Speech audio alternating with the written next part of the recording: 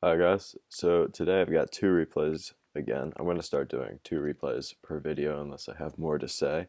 But the first game is me learning to play the T110E5, and then the second game is me playing the Leopard with a team full of tank destroyers and showing how you can win with camping teammates and the importance of camping teammates. It's a good thing, and how to carry basically by not doing a ton of damage but doing a ton of spotting damage. So we're going to get right into the T110E5 replay here. Here's a game that I was in my E5 on Middleburg. And Middleburg is a map where if you're in a pub, you just want to go up to the hill. Just don't question it. Go up to the hill. It's a superior position. Even though the cap's in the town. There's a couple things you can do to win in town, but it's just not worth it with an uncoordinated pub team. So you just got to go up. My loadout for my E5 is a lot of heat rounds because I don't play this thing in regular games like this. I'm just playing it so I can get a better understanding of it for tournaments. This is my tournament loadout. Usually it's reactive instead of double repair, but this tank gets critted a lot, and I'm not a big fan of high risk, high reward, so I run double repair and speed boost because speed boost is more something that I would use in reactive.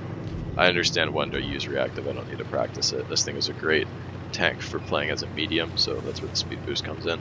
I run high-end consumables on it so that I get an extra 20 seconds. Not an extra 20 seconds, 20 seconds in total on the speed boost. It really helps. This tank's gun low rolls a ton. One of the reasons I don't like it, it never does 400 damage even though it's got 400 alpha. I find that super annoying. At this point in the replay I can see that they're either holding up on their right next to their 2 spawn or they're in town. And since they're not a tournament team, there's no way they're doing a passive hold, so I'm just going to push up to here. I know he's not going to win that. He does 400 with hash anyway, so it's a trade. He has more chance of doing module damage. But then here's an example of this thing's gun. Reasons why I hate it. And I have to burn my second repair here because I see this guy. And I just escaped that. It's got a fairly slow reverse speed. But my main issue is the gun. The gun is quite terrible in my opinion. But the rest of the tank is really nice, so if I can figure out how to use the gun properly, then the tank will come to me. So I think both of the shots that I've done have done 400, but when I'm paying attention, I seem to get a lot of 350 rolls. That's heat, so of course it's going to do less, but it did a lot less than I should have. Like 309 was really low. But the heat pen is incredible. I don't run calibrated on this, I actually run ramming. You can see I'm aiming for weak spots. I don't like to shoot heat as well because it's more expensive and it has less damage. I'd rather not use it, but when I have to, I will. I'm not just going to waste the shot. I'm going to move up here just to try to clean these guys out. Because we have to kill these guys before their enemy team pushes up on our side. Otherwise, we're going to lose our heavies and they're going to even the scores.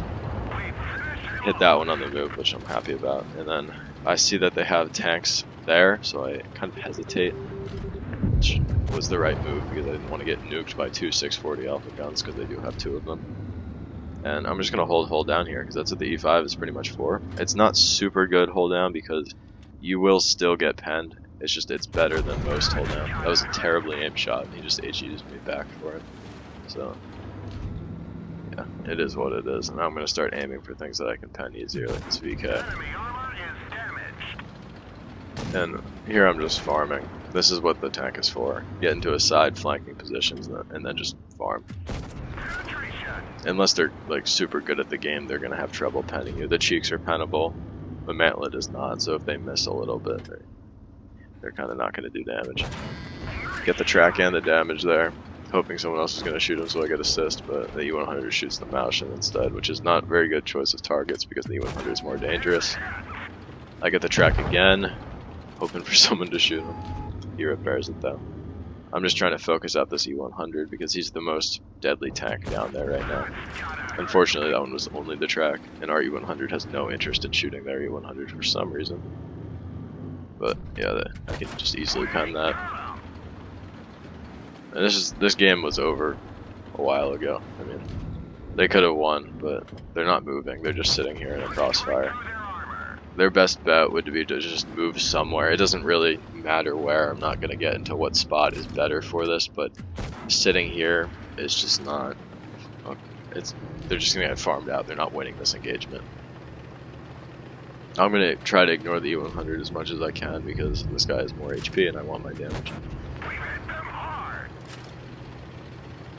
I think I'm gonna probably get at least 5k here. All I need is another shot in, unless he's really low. Yeah, no, got 5k there. That's good. And then I don't end up getting the kill, but it's okay.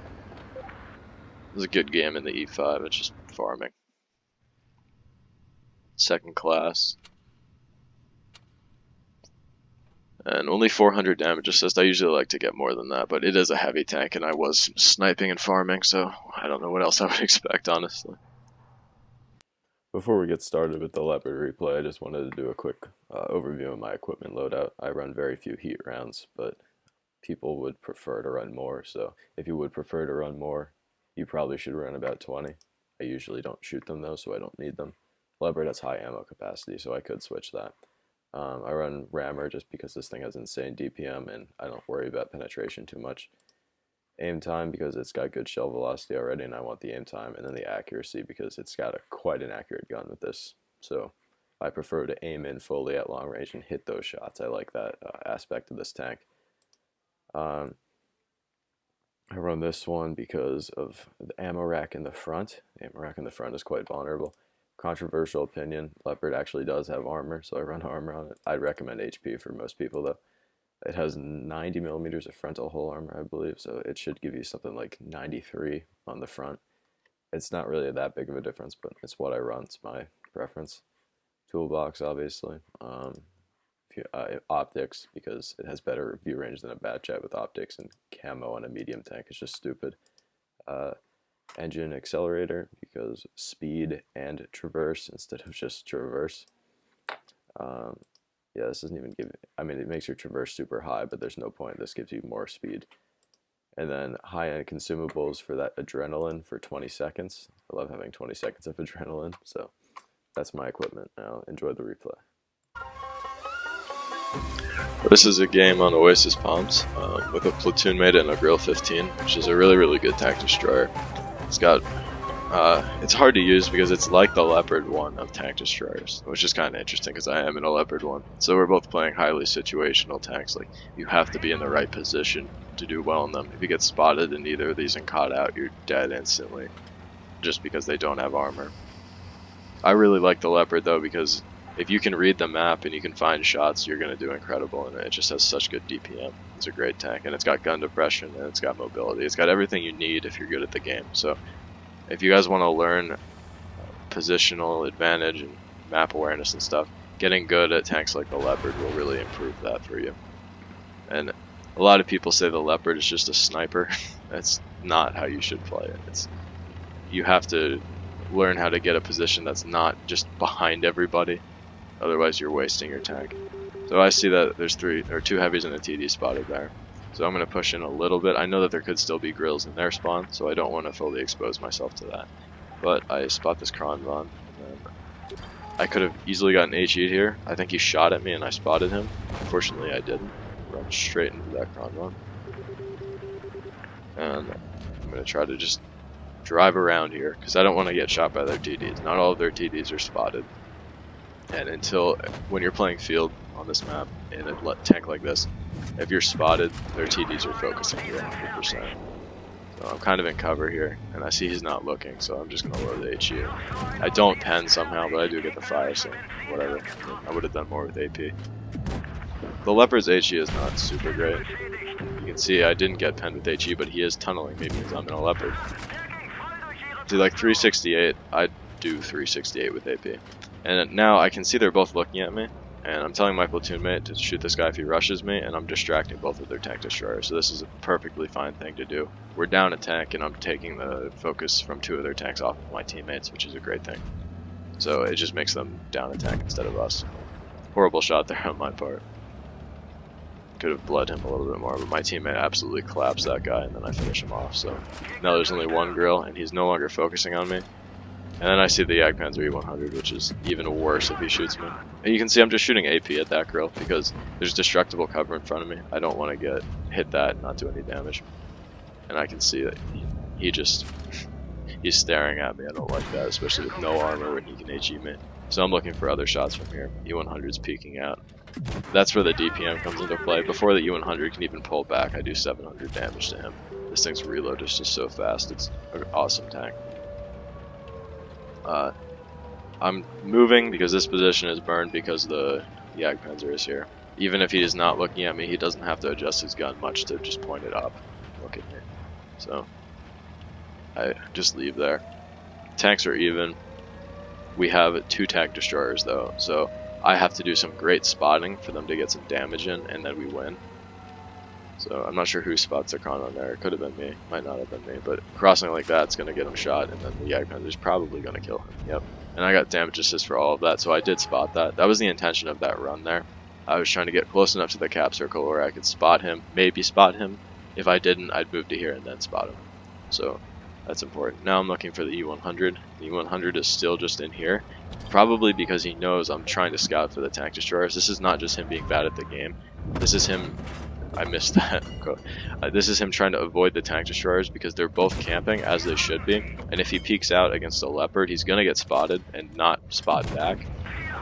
My aim's awful right now, so he doesn't want to take those massive hits that he doesn't have to. He has me in the best situation possible for him right now because he has no support, I have no support, but he's the better tank unsupported by far. And I get tunneled in a little bit there. That's just me being bad, not focusing on the tank right in front of me, just farming the AFK. At this point, he's done. He's not going to get the reload before me, so I'll just finish him off. And I got 3k assists, so it's a good scouting game. I'm basically playing as a light tank, because you can in the Leopard. It's got good light tank stats. It's quick, but then it also has the DPM. It's a great all-around tank. I only did 3.5k damage, but it got me a first class because of the scouting that I did. I did almost 3k assist, which is 1.5k regular damage, so it's about 5k. It's pretend that I did 5k damage for the XP value, which is what gets you mastery badges. That's what I'm talking about when I say that. My platoon mate did pretty well too. Kronvon did well as well. And the Jagdpanzer at E100 only got 1 shot, but it was a pretty critical shot on the Kronvon because if you saw when he was jumping down from the cap circle, I wouldn't have been able to kill him there, and he could have gotten shots into our Kronvon. So that was important that he did that. He could have found better like spots to get shots in other times, but you know, he got 1 shot, and that's what counts.